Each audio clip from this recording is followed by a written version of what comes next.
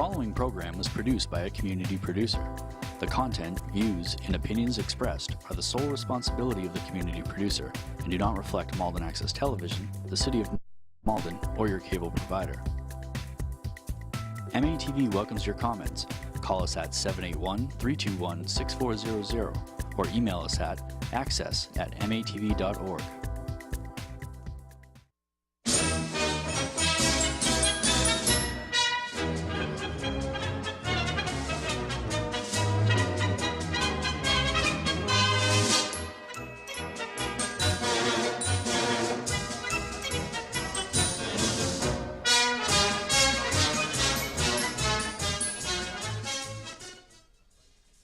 Hello everybody, and welcome to a new chapter of Malden Disabled American Veterans on the Go. I'm your co-host, Mark Olla, past commander, along with my co-host, Mr. Arthur Kahn, also a past commander of Post 85.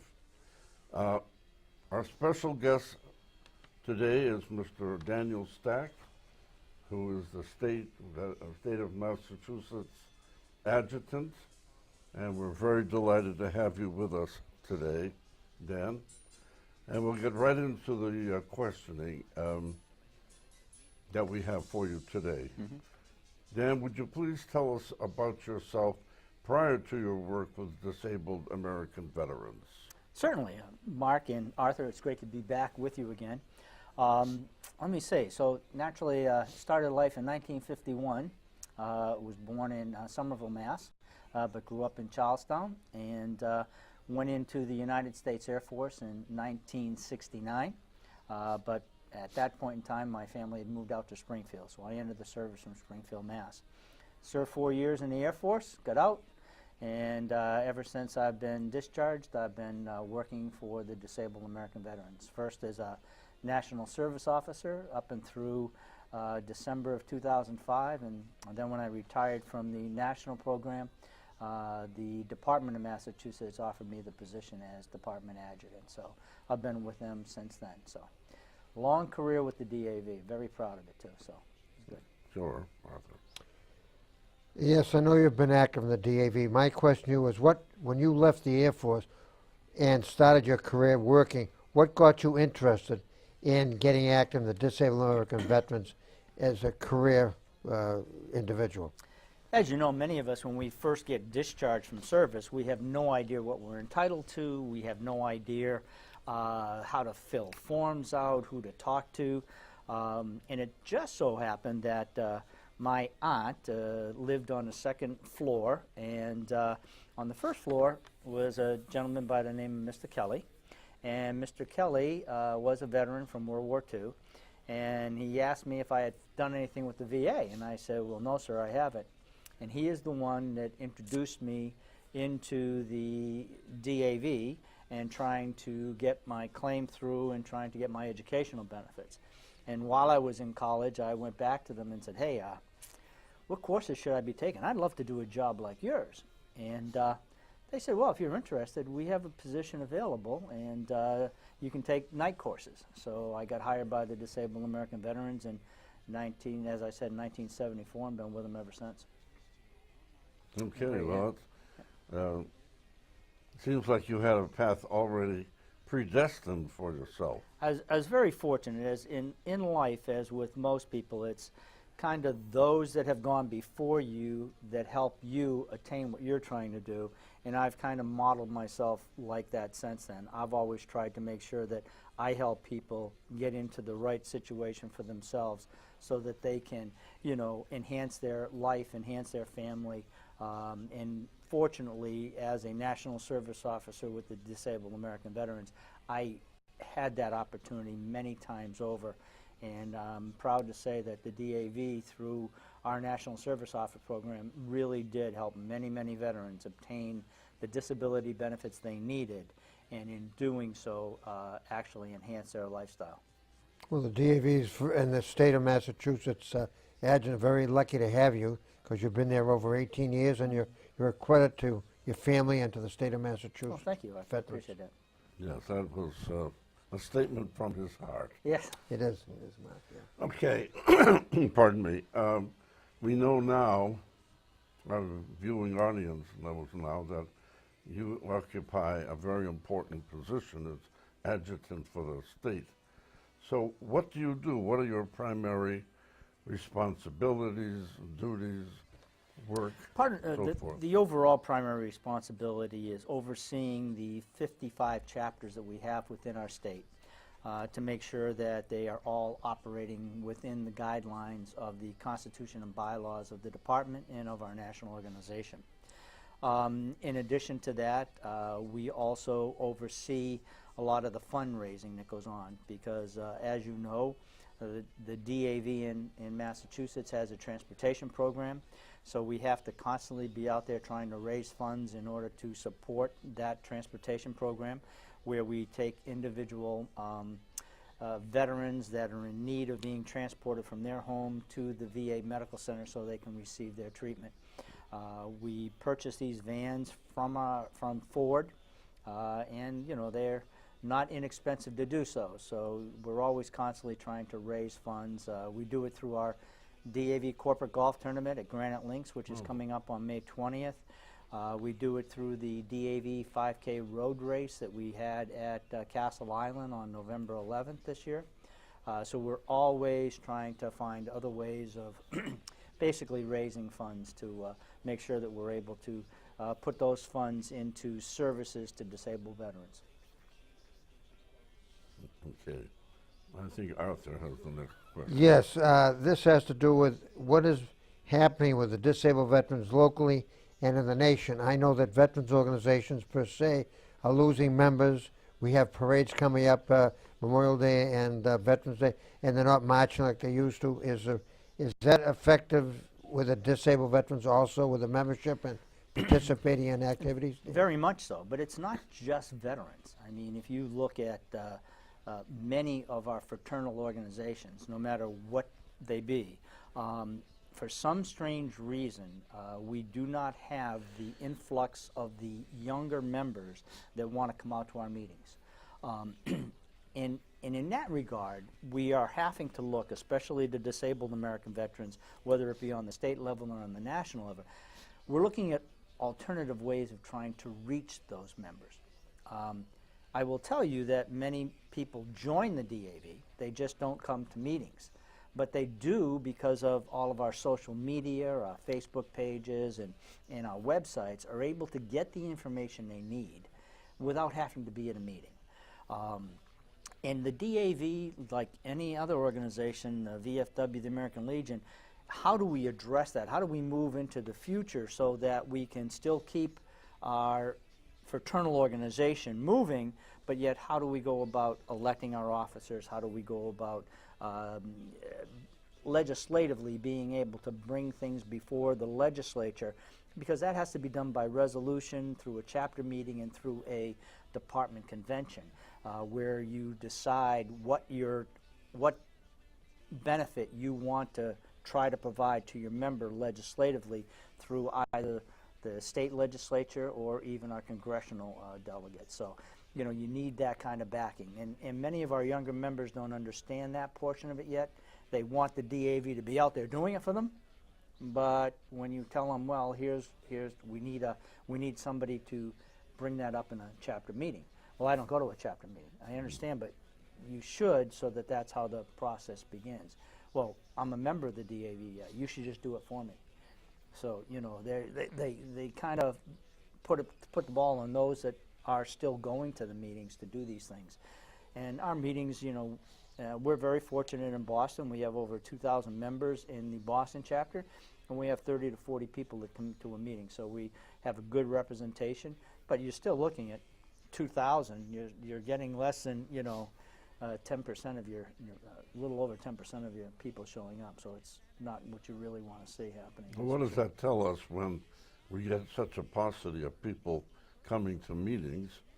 And for instance, our own organization has over 600 people, and yet we're lucky to get 15 people to show up at a meeting. The last Monday of every month? Well, two things are happening. Number one happens to be is that we, many times in the past, how we have done things is through the mail. And it used to be that it was fairly inexpensive to correspond with all of your members, all 600 or 2,000. You could do it on a monthly basis, and it wasn't very expensive to do through the post office. As we all know, those rates have increased. And so while they have increased, we have looked to see how we don't have that kind of funds anymore, so let's see how we can reach them otherwise. And that would be through email or the social media. Well, the majority of our members, the majority, are all Vietnam veterans, and the majority of them are over the age of 70. So they're not in tune to email and, you know, social media. So, and we don't have their email addresses. You know, today when a veteran signs up for the DAV, he signs up with his email, and we have that ability to correspond with them. We don't have the ability to correspond with our older veterans in regards to what's going on unless we send them a newsletter, which gets costly. What you said about young members, I know in our post, when we had a commander in there and he sent out letters when he took his first meeting, and he said all new members, young members that join, we're going to give them a free membership for 1 year. We had one person, Dan, sign up. So the young ones really aren't interested, or they're working 2 jobs, or their wives are working. They just don't have the time or desire to come to meetings anymore. One of the things that's interesting about the Disabled American Veterans, we have a very, very good service program. Our service program with our national service officers in the Boston JFK Federal Building is second to none.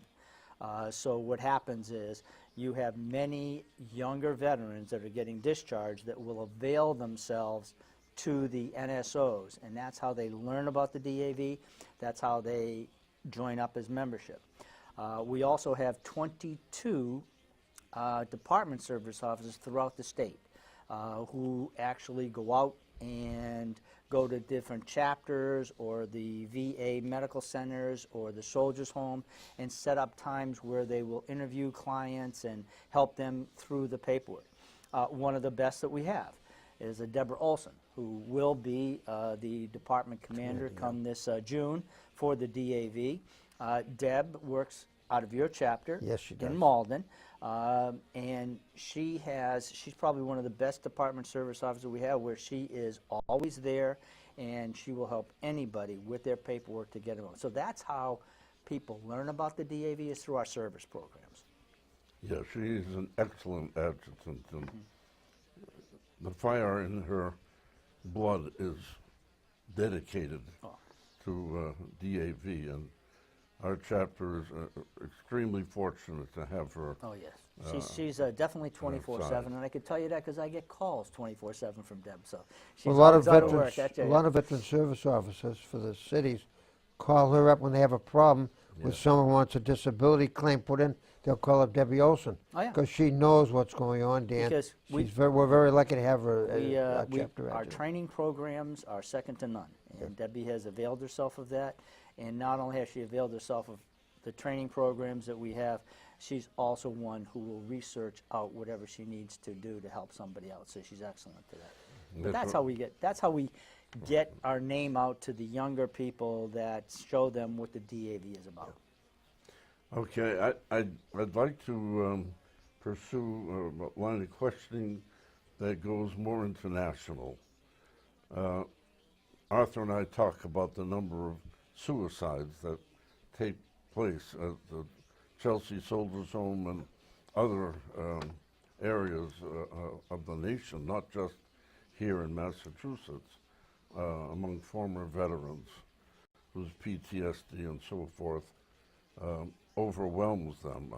I unfortunately have the same illness according to our local VA, and it's very difficult and very trying. But I will finish my question right after we pause for some public service announcements, and we'll be right back with Daniel Stack. A promise was made. A promise that hit the beaches of Normandy. A covenant that split the skies over Berlin. A vow that captured Iwo Jima. A promise was made. A solemn oath that liberated Seoul. A sacred trust that defended Quezon.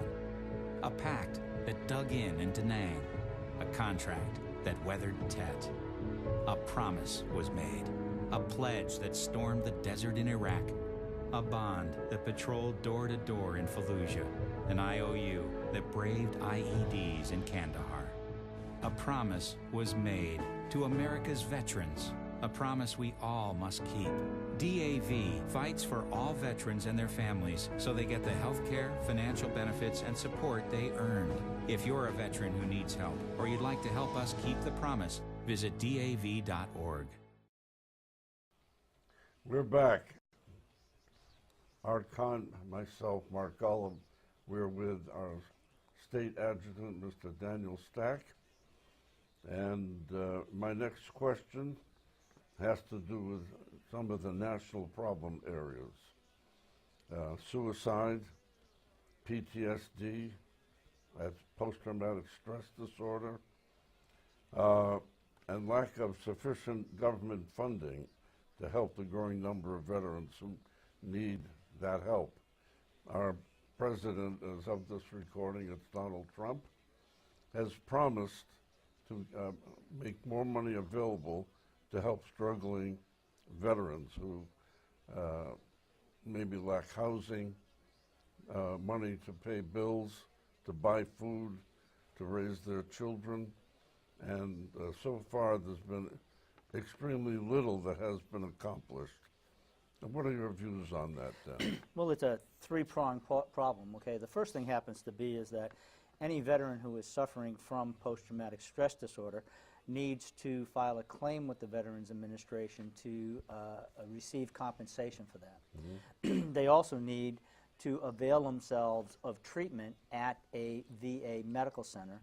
And lastly is if, in fact, they are having thoughts of harming themselves, they need to reach out to a mental health professional, whether it be with the Veterans Administration or somebody in their community, or even a loved one, to let them know so that that loved one can try to help them out and get them into the right thing.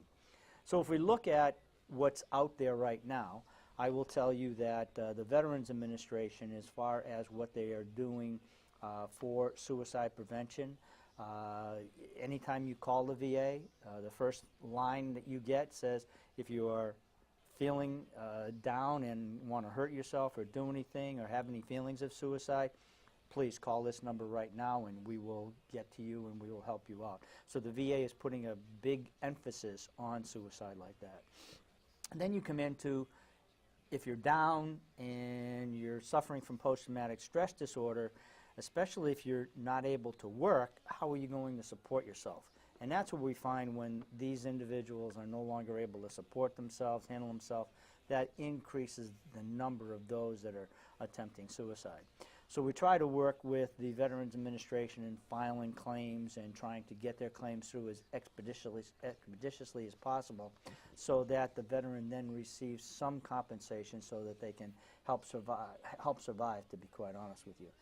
And then the biggest key is making sure that they get in touch over at the VA Medical Center and get the right type of individual psychiatric treatment that they would need in order to address the symptoms that they have from PTSD. Because the symptoms are they're multifaceted. It's just not one symptom for PTSD. You can have depression, you can have anxiety, you can have many different symptomatology with post-traumatic stress that you need to address with a mental health professional. Arthur, can I just tag something? Go ahead. Thank Certainly. you. Many of the VA hospitals around the country have come under severe discipline problems and lack of good functioning at these hospitals, lacking the ability to make good appointments, poor medical staffing, poor discipline, and it's been in the newspapers quite a bit, and articles written about it. Do you have knowledge about what they're doing on the national level to correct these flaws? On a national level, the one thing that the Veterans Administration has done is they are starting to make their administrators much more accountable. We're very fortunate here in Massachusetts. I have dealt with the director of the Boston healthcare system, Mr. Ng, for many years. When I was in Providence, he was the director down there, and now he's the director here for the Boston healthcare system. He, in conjunction with the director of VISN in Massachusetts and New England, are doing a phenomenal job of making sure that we have town meetings, we address any problems that come along, and for the most part, you will find that a veteran who is receiving treatment in the VA actually gets treated quicker than if he was on the outside waiting to see a private physician. I can only assert that because my wife, when she needs treatment, she waits longer to see that specialist than I do at the VA. So it's just amazing what they have done. One of the things that you were looking at, and you probably were addressing the situation down in Phoenix, where what was happening is on the hierarchy level, like with any type of executive director, what they look at is, are you meeting all the standards? And so what was happening is, and you would get a bonus if you met all those standards. Well, what they were doing was they were fudging the numbers. And so they would kick people in and out of actual treatment and fudge their numbers, showing how great they were doing. And in essence, when it came known, the DAV, amongst the many other organizations there, really went after them. And there were a couple of executive directors that were fired because of that situation. The first time in the history of the VA that directors were really fired, and I mean fired, not just put into another position, just completely let go. So they have addressed that situation both nationally and locally, and I'm very proud to say that I'm happy that the treatment that I receive from the VA here in the Boston healthcare system is second to none. And I'm glad to see anybody that goes there. I've heard the same thing from them, so that's good. Well, we have a very good reputation, Arthur, in this state. I have a friend who goes to the VA hospital, I think it was in Manchester, and he gets very good quality help there. But there's still a long way to go. Yeah, the only downside to the VA system currently is that we have all these VA buildings, okay? So you have, in Massachusetts, you have Bedford, Brockton, JP Boston, West Roxbury, and Northampton. Unheard of in a state, any other state our size, to have 5 VA medical centers. But nobody wants to see their VA medical center kind of dismantled. At one point in time, wouldn't it have been better if we had one very large VA medical center that could handle everybody's problems in a nice central location? They tried to do that, but the people that love Bedford didn't want to lose Bedford, nor did the congressional representatives up there. Nobody wanted to leave Brockton. So what happened is that they finally come up with a different system, and that system is called a VISN.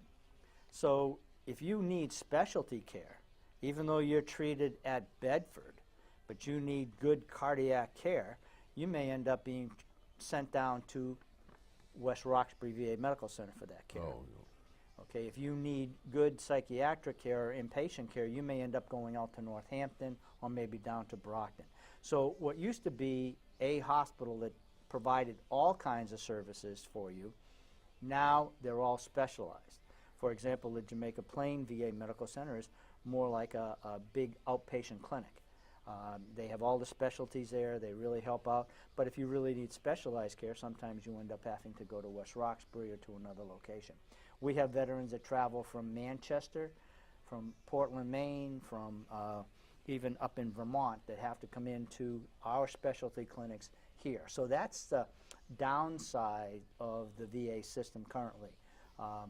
The only way that you would ever be able to change that is if you can get funding so that every VA medical center would be able to have all the specialty care that they needed with all the specialty care doctors that we would need. Arthur has a question. Well, I think this question has probably been answered by how are we doing in Massachusetts to meet all these challenges? You mentioned we have 5 facilities that take care of the patients. You also mentioned to me that when you want to see your doctor at the VA, you can see him faster than your wife can see her own personal physician. So I think, from what I gathered, Dan, we're doing quite well. We're helping out the veterans in these challenges in Massachusetts. No system is ever perfect. There are going to be some individuals that may not get to see a physician as quickly as they would need or like to. But overall, in Massachusetts, in our healthcare system here, with our 5 VA medical centers, I'm happy to say that we're doing quite well. And I, as the department adjutant, I hardly receive any complaints. And if there is a complaint, it gets resolved rather quickly. So we're very fortunate in that regard. So yes, Arthur, we're doing pretty well here in Massachusetts. That's what I thought. Also, as an adjutant, what is your job description? Mostly as the adjutant, you just oversee what the department is doing, whether it be on our legislative goals, whether it be for employment, whether it be for the chapters, taking care of the Constitution and operating within the Constitution and bylaws. So you oversee all of the activities of the disabled American veterans in Massachusetts. Well, happy to hear that. We're down to the nub. We have about a minute and a half. Is there anything that you would like to say on behalf of your colleagues in the DAV for our viewing audience today? If anybody out there needs any assistance whatsoever, that's what we are here for. Please avail yourself to our website. It's davma.org, and it has a list of all of our locations, the chapter locations. It has and our contacts as far as our service officers that you can get a hold of. So, or call me in the State House. My telephone number there is 617-727-2974. By all means, feel free to get a hold of us. I would be glad to try to see how we will be able to assist you. So thank you very much for, again, having me, and look forward to our next. It's a pleasure to have you, Dan. You do such a wonderful job, and you're always available. I think you've been here 2 or 3 times already, and Mark and I said we might ask you to come back again. I think I was here when we all actually had black hair, all of us. So, okay, so that we'll do that again. Arthur, do you have any knowledge about upcoming events? To be honest, I know we have a past commanders in April, past commanders breakfast, and then we have Debbie is going in as a state commander. We're all going. We're going to take 2 or 3 tables, Dan, to go out there to. I guess it's in. What's this? Leominster, Mass. Yeah, the hotel there. So we're all going to be there, and we try to keep busy. We try to have activities for our veterans and to keep them active in Malden, and with people like you assisting us, we're going to go forward. All right, sounds great. Thank you, gentlemen. Thank you, Dan. On behalf of Art Carter and myself, we want to thank Dan Stack for being here today, and we look forward to seeing all of you the next time.